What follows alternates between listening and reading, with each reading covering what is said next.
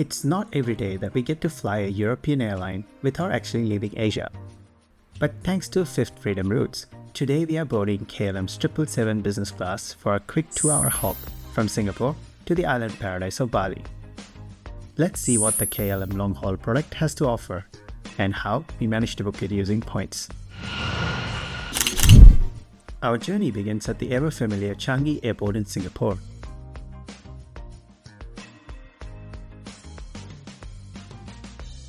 We had just arrived here on a Singapore Airlines flight from Adelaide, the review for which you can check out here. KLM operates from Terminal 1 at Changi, with one daily flight to Singapore that continues onwards to Denpasar Bali as a Fifth Freedom route. And in case you are wondering, Fifth Freedom routes are flights operated by an airline that neither starts or ends in its home country. Check-in for the flight was smooth and efficient, thanks to the Sky priority lanes, which were also open to subscribers. With that sorted, we headed airside, met Santa along the way, and went in search of our lounge for the day. And surprise, surprise, it turned out to be the very familiar Qantas lounge. Hello from the Qantas lounge in Singapore. The interesting part is we're not actually flying Qantas today. In fact, we're not even flying any of the Oneworld airlines. Today we are actually flying on KLM. Let me clarify. So Qantas has a partnership with KLM, which allows Qantas frequent flyer members to redeem points as well as use Qantas lounges when flying KLM. That's the reason why we were able to use this lounge. Second part is KLM runs a Fifth Freedom flight between Singapore and Denpasar. And I'm a sucker for Fifth Freedom flights. It means I get to try another airline. So here we go. Singapore is famous for its laksa, and the Qantas lounge does a pretty good rendition of it. Pretty good lounge and pretty good laksa, I think. It was delicious food. Off we go to Bali. We made our way to gate C22, probably a bit early as we hadn't realized that the inbound flight was slightly delayed. But this gave us a great opportunity to catch a glimpse of our aircraft for today.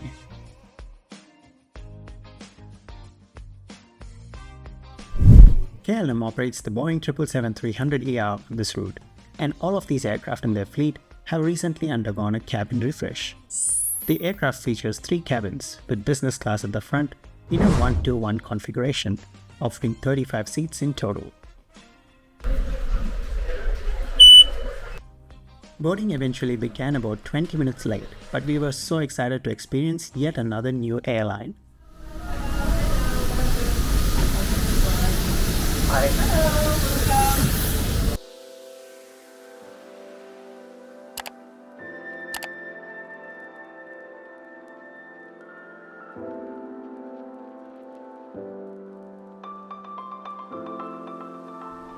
Stepping on board, the fresh, modern feel of the cabin was immediately noticeable, thanks to KLM's recent upgrades. The seat itself is quite similar to those found on airlines like Cathay Pacific, but KLM has added their unique touches to make it stand out. It is very clear they've put a lot of thought into this refresh. There are plenty of storage options along with touch-sensitive seat controls that include a built-in massage function. A light privacy door is also part of the design, though it was kept locked open for the entire flight. I guess I have to wait till the flight takes off. As expected, blue is the dominant theme throughout the cabin, and even the pre-departure drink matched this aesthetic. This drink is the Royal Blue Legend, which was described by the crew as a healthy option. Okay, what do you want? It is healthy stuff. It's too healthy. A nice touch that I particularly appreciated was the thoughtful integration of a cup holder into the seat design. The seat was also well equipped with modern technology, including a USB-C power socket, wireless charging, and some rather quirky looking headphone jacks. Since this is just a 2-hour flight, the amenities were minimal, limited to a pillow and noise-cancelling headphones. However, a full menu was offered, which we'll take a close look at later. As we began taxiing towards runway 2C, KLM's pottery-themed safety video was played. It also happened to be a perfect day for plane spotting, with some stunning airside activity during our taxi.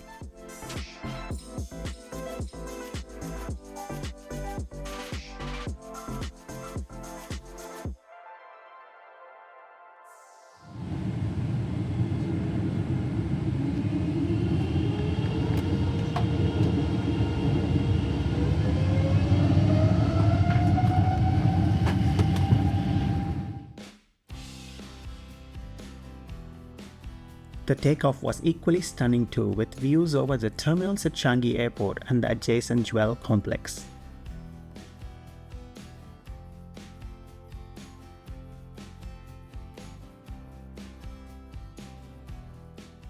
Let's start with a quick look at one of two toilets in this cabin. Front toilet of the 777 KLM business class. It's pretty cute. It's got these little delft houses. Ta-da! Something different to standard toilets, I guess. I returned back to the seat and found that a refreshing towel was left at the seat for me. Yes, can I set your table, sir? The tray table was then set up for the meal service. So here's a look at the in-flight menu for this flight.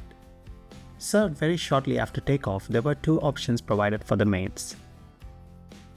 For me, the choice was obvious, the Indonesian nasi goreng, which arrived in a single tray alongside the starter and the dessert. And wow, I was genuinely impressed by the presentation. Just take a look at the cutlery and the tray cloth to see how classy this meal service is. The quality of the meal lived up to its appearance too. The snow crab salad was fresh and full of flavor, while the nasi goreng was easily on par with what I've had on Singapore Airlines. This makes sense given that the catering for this flight is done out of Singapore. The Javanese coffee and apple walnut cake was probably the underwhelming aspect of the whole meal, and that's probably because I'm not a coffee person. Meanwhile, behind me, Shweta was digging into the ravioli, which looked pretty appetizing too. And before I forget, here's the drinks menu for this flight.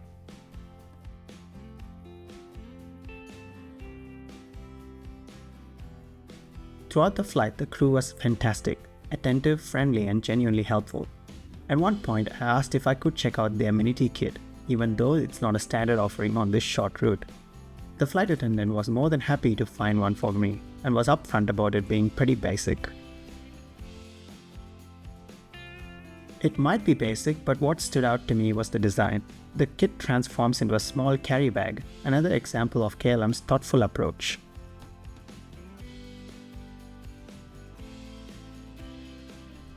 Even though this was a short flight, I took a quick look at the entertainment system. Being part of KLM's refreshed cabin, it was smooth, easy to use, and had a decent selection of movies. Wi-Fi is available on the flight, with a free messaging plan for intercontinental routes such as these. Here comes the most exciting part of this flight. KLM offers its famous Delft blue houses on this route.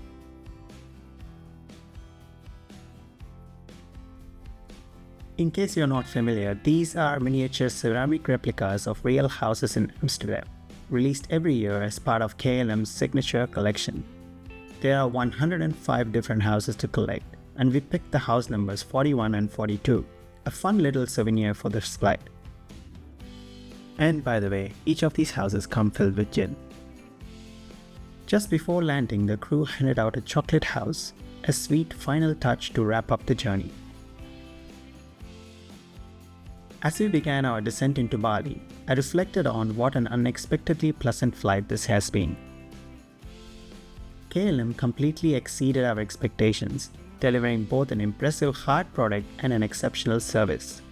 The seats were among the best we've experienced so far, packed with modern features and thoughtful amenities, all within a freshly updated cabin. The meal service was equally impressive, both in presentation and taste. The entertainment system was smooth and easy to use, and the inclusion of Wi-Fi even for a short flight like this was a nice bonus. Though this was just a short 2-hour glimpse into KLM's long-haul experience, it left us with a great impression and a real desire to try them on a longer route in the future.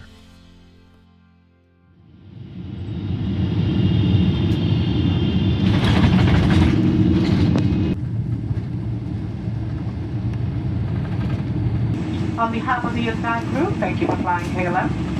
It was a pleasure having you on board with us today. We wish you a very good stay here in Bali or a pleasant subway journey. We do hope to see you again soon. Thank you and goodbye. Thank you. Thank you so much. Bye-bye. Happy holidays. 1 dollar.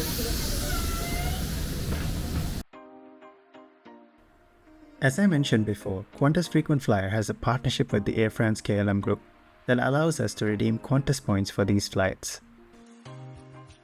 This route costed us 30,000 Qantas points and 100 Singapore dollars in taxes. You might want to check out the cash fares though, as these usually go for 450 Singapore dollars, though note that this base fare doesn't include any lounge access. Thanks for watching, and I hope you got an insight into flying KLM on one of its 5th freedom routes.